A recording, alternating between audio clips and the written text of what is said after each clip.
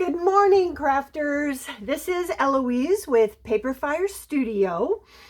I'm excited today to talk about a kind of craft along with me on clusters. These, you'll see how they're made. I'm going to dissect them for you. One of the things I'd like to recommend as we start, I think this comes from my training background. I used to be a trainer in my other life. And whenever I go to try and teach something, I try and get it into some sort of a system so that it's just not kind of a haphazard thing for you, but it's really something that you can dig your teeth into and look at the steps as you go. I know sometimes that's kind of against our nature as artists, but I'd like to take a step back and ask you, if you would, to go get a paper and pencil, because what I want to walk you through, I laughed when I did this, so just so you know, the 7 C's of clusters. And amazingly enough, I could find for every step, it started with the letter C. So I hope this doesn't get too obnoxious, but I think that it will help. This came from a viewer who told me that they weren't very good at clusters, and she loved mine and wanted to know, how I did it. Could I, talk it through and show you? Well, yes, the answer is absolutely. So what you're looking at is the clusters that I made over the weekend during a football game. We were watching our football game and I didn't want to just sit there and do nothing. So I brought my stuff from my studio over to the house and made these as we were watching football. So what I want to start off with is kind of show you the basics of it. And as you know, this is just my system. For those of you who are the cluster queens, I'm sure you've got other ways to do it, and that's great. But this is a system that has worked for me, and it makes it kind of a fast way to build up your stash in clusters. Now, what is the value of having this many clusters? I mean, yeah, they're pretty, but what do we do with them? Well, I brought something that I also am working on. These envelopes that I have a journal inside. I'm getting ready to do a holiday booth. And so I made some of these envelopes made out of music paper with lace on them. And as you can see here, I popped on one of the clusters. And can't you see how that just pops that project?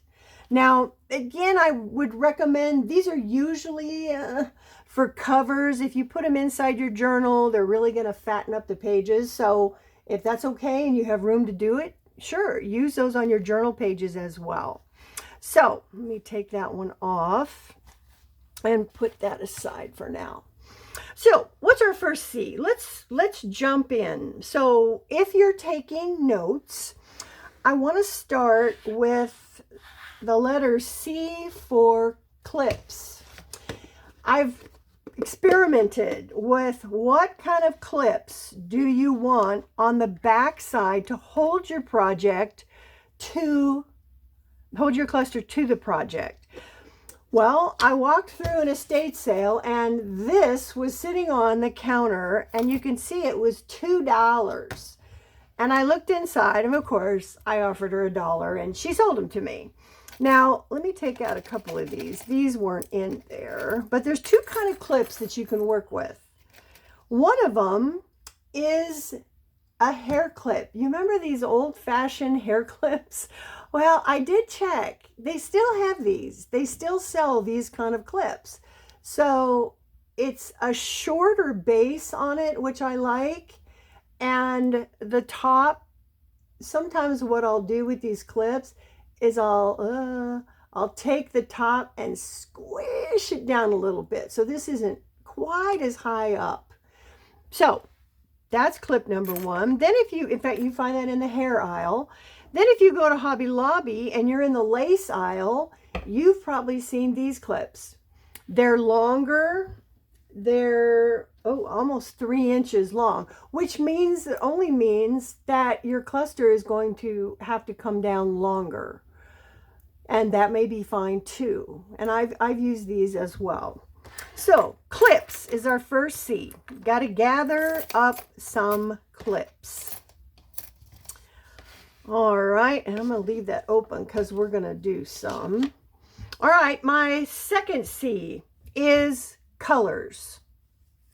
Now, your clusters come from a stack of lace and, some material fragments that you have or that you've cut up. We make snippets out of these.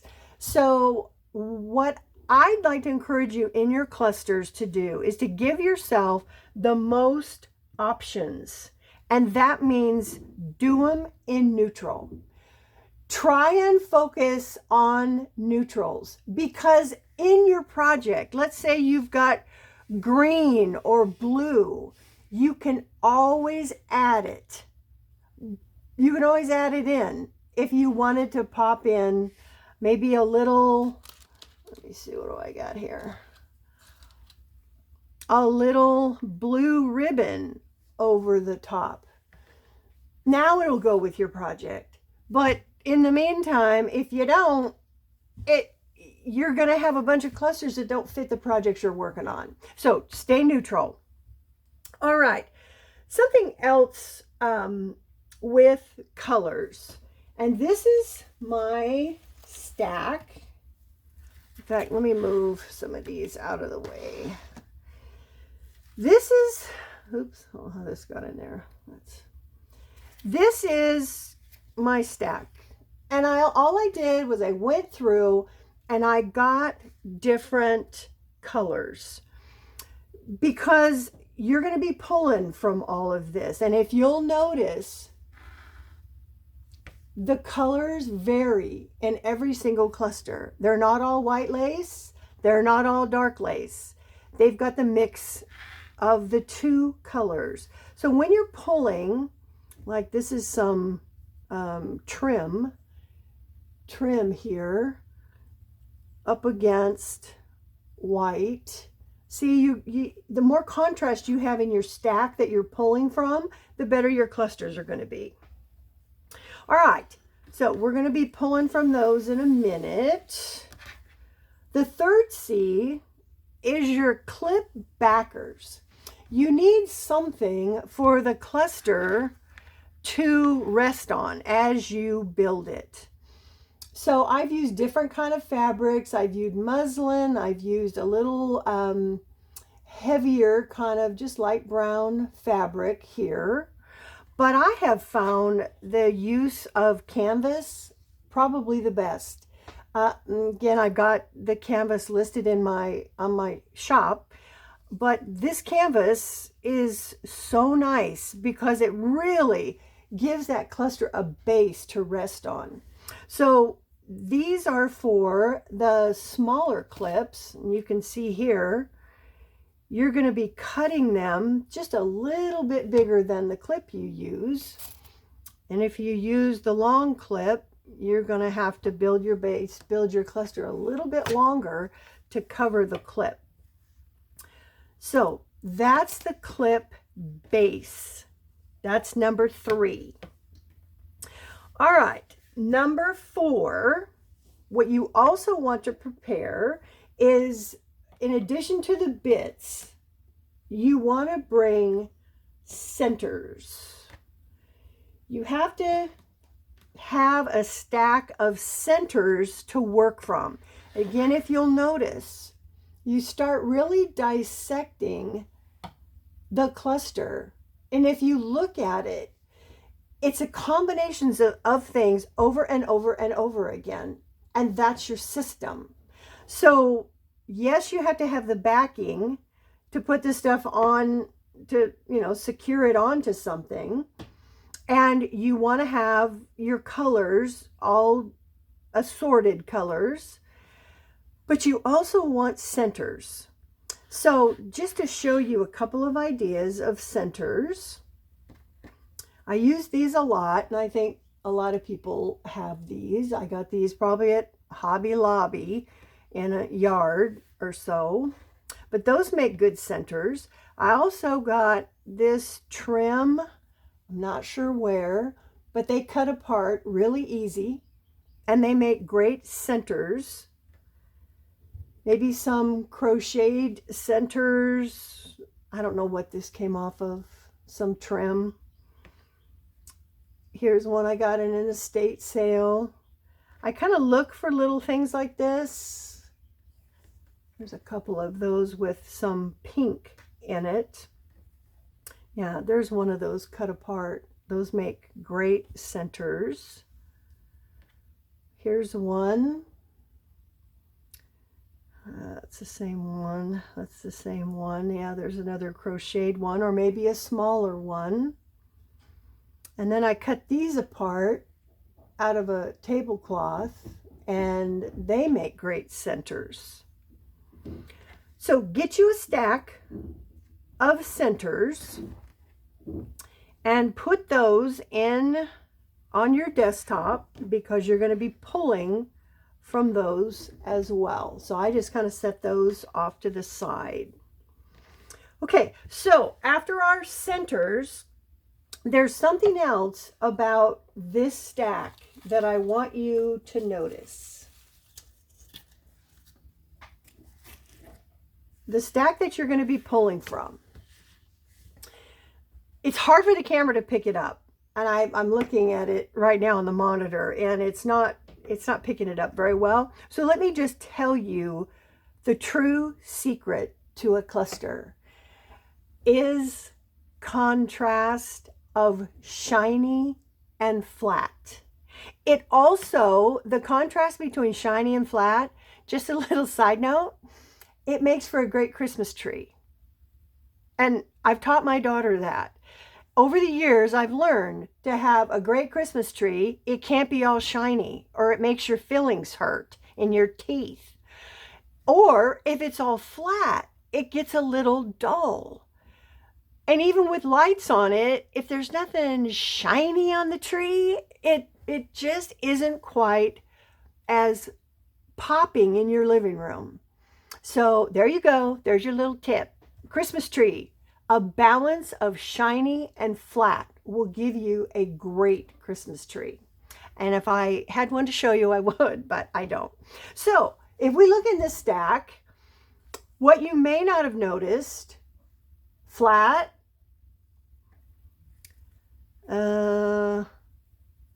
flat, where else? Flat. So I have a good thing of flat. Now, I also put in shiny, shiny. Can you see that? That's some shiny there. Where's some more shiny? Oh, there's a good shiny. Yeah. So there's shiny there. And again, I've picked up this stuff over the years at estate sales, and this little trim has got this shine to it that works really well. You can't really see it too well. So in this stack, not only is there a variety of colors, there's a variety of shiny and flat, and that will help your cluster as well. All right, let me scoot these back over here. Okay, so that was the 5th C of contrast. 6, something else that you might want to add, and I'll show you in the clusters. I know a lot of you use charms. I got this bag out of an estate sale. You bought it by the pound, so anything you threw in here, they just weighed it and charged you. But inside of here, there were little charms that said Merry Christmas. Oh, I don't know if you can see that, but Merry Christmas. The glare is bad. all kinds of charms, little snowmen, ornaments. Get your charms out, because those can also make some centers. What I did is I just cut the top off of the charm with my Tim Holtz really good scissors. They came right off, and look how cute they are. So there's the ornament one on that cluster. Again, I've got my holiday projects, and I've got some really cute clusters ready to go. There's the Merry Christmas. So get out your charms. Look at those. Okay. All right, charms, go away. There you go. All right. 7 is cementing them together. How do you adhere your clusters? I've tried every glue I could find, and here's what I will tell you is your hot glue gun. Get my loose over here. My hot glue gun is the best. It works the best. It's instant. It doesn't really burn your fingers, because I'm going to show you how to glue your clusters in a minute. But I recommend get your hot glue gun and have it nearby. And I use the one with the tip on it. But you know what? These still leak. So I highly recommend putting them on a little tray as you're working, because you're going to get drips and they're so annoying. But that's my hot glue gun. All right. I think we're ready to start. And my first tip as we begin is don't make 1, make 3. Do 3 at a time. Yeah, make good use of your time. Let me get these little edges off here. Do 3 at a time. Now I'm going to do 2 hair clips and then one of the longer ribbon clips here. And what we want to do is we want to go through, let me move these over a little bit. We want to start going through our pile. Now, something as you start building your clusters is what makes them really fun is when you think about edges. Edges. See the edges here that I've left? The edges are pretty. That's how you want to build your cluster. Look at it as the edges will show. So as you start to build, you're looking here for things that will help build some edges. Now this one, I'm just gonna try and clip a little bit of edge here. Now, what I'm starting to look for is flat, flat. That has a little bit of shine to it, but not enough. Not enough. So it's time to hit it with, I'm just kind of getting this piece of applique on here. And you get your shiny on there. Look at your edge. So you've got some edge showing. Now I'm noticing that my color palette, I mean, this is darker, but I want to hit it with, I don't know if I want to, I pulled this out. This is copper almost. And you can place your copper on there. So there, now you're starting to get your contrast. Now I just want to hold up a couple of centers. I want to look at some centers here and how they're going to look up against that copper. Yeah, that one's okay. here you've got some white. Now, I've also done this to a couple of clusters too. If that's too white, just get your distressed ink out and you can tone it down a little bit with your ink so it's not quite as, I don't know, just a little too much white. So see how that toned that down a little bit? All right, I think I like that one.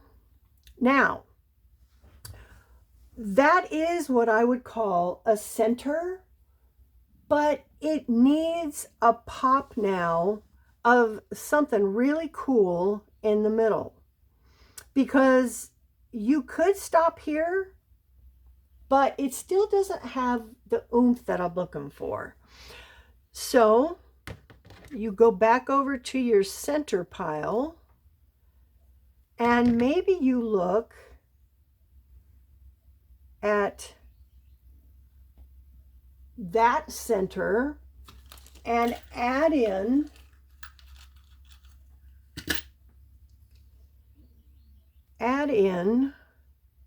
of course that's a Tim Holtz rhinestone. So now you're entering, you put on a rhinestone center. So it gives your cluster a little more oomph. Now, it's pretty, but to me, there's still a secret weapon that's not in here yet. And to me, it gives these clusters such an identity, and I love it. I have, and you know what? I didn't bring it over here. Let me, right here. Oops. Well, I just knocked my, come on. Just knocked my hot glue gun over. Because I want to show you these.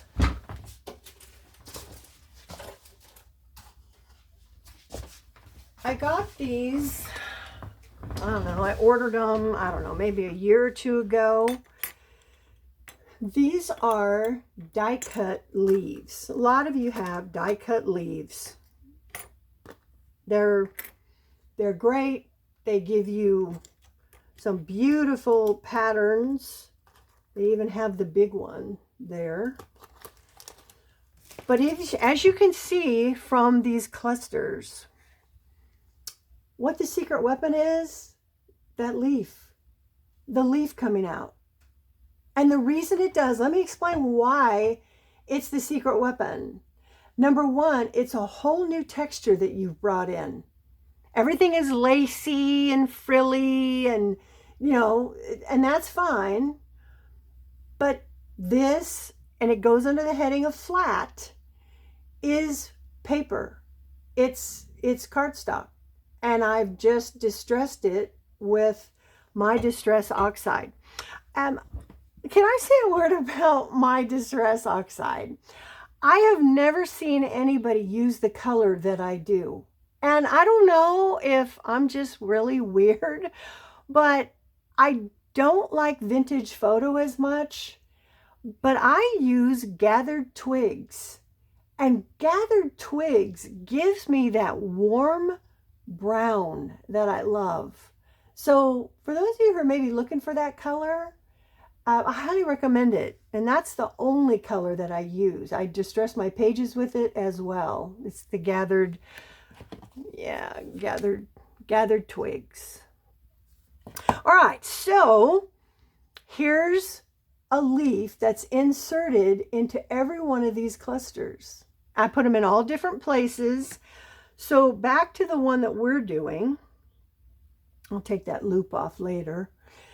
Here is, and I've got some in my little case here.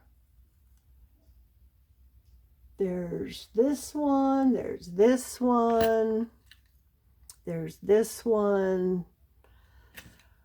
So all I do is I kind of bend the bottom of them so they're not in there totally flat.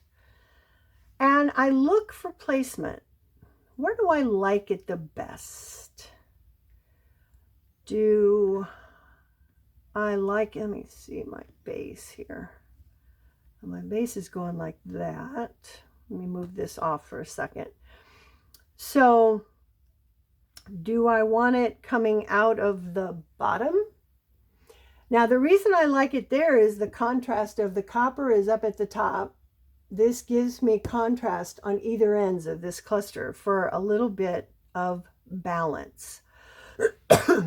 So I kind of like that. I like the kind of the thickness of it. I've got shiny, I've got flat, different color contrast, a center, and then the center that's going to hold the rhinestone. Now, here's what I want to encourage you to do, and I had to learn this the hard way. I saw this from another YouTuber who is very good at collage, and I wish I could remember her name, and I can't. Never take your composition apart. Once you've got it like that, and some girls take a picture with their camera and then rebuild it, it never goes back the same. And when you've worked to build the composition, you really I want to keep it. I want it to look like that.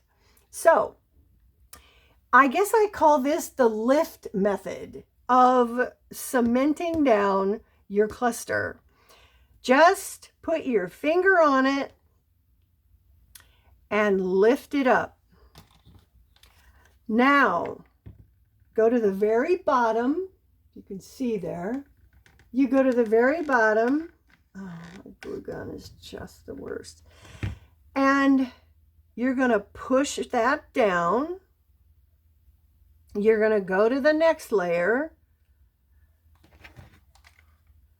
Back in here. You're going to pop your glue there and push down. You're going to see how many layers it's going through, because obviously you're working with lace.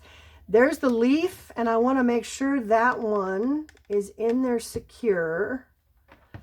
But that's going to probably secure the circle as well. Let's see.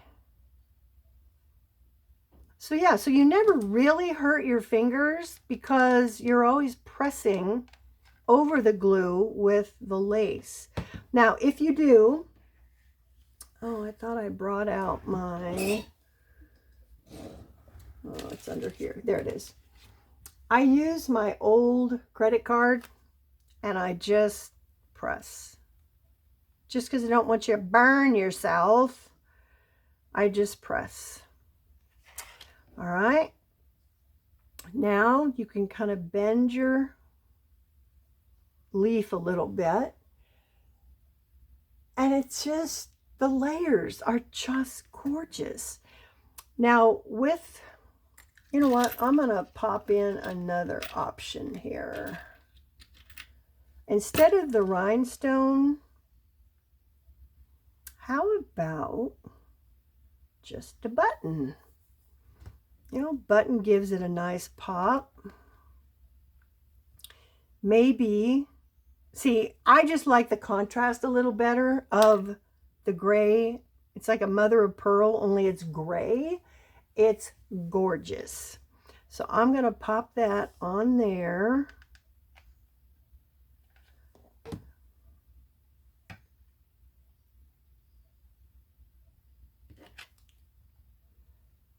And center that.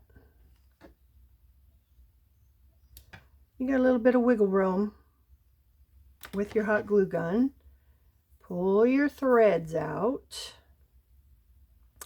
And there you go. Your cluster is built. Now we've got one more thing to do to it, obviously. If you were going to put this on your journal page, I don't know. Here, I've got.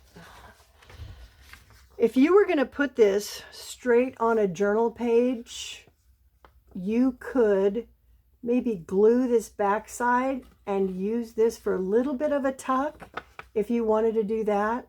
In other words, you don't have to put the clip on it if you don't want to.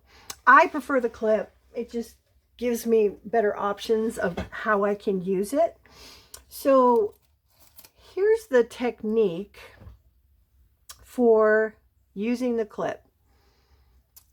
I push the top down a little bit so it's not quite as thick standing up there. And you'll notice that the back lays flat.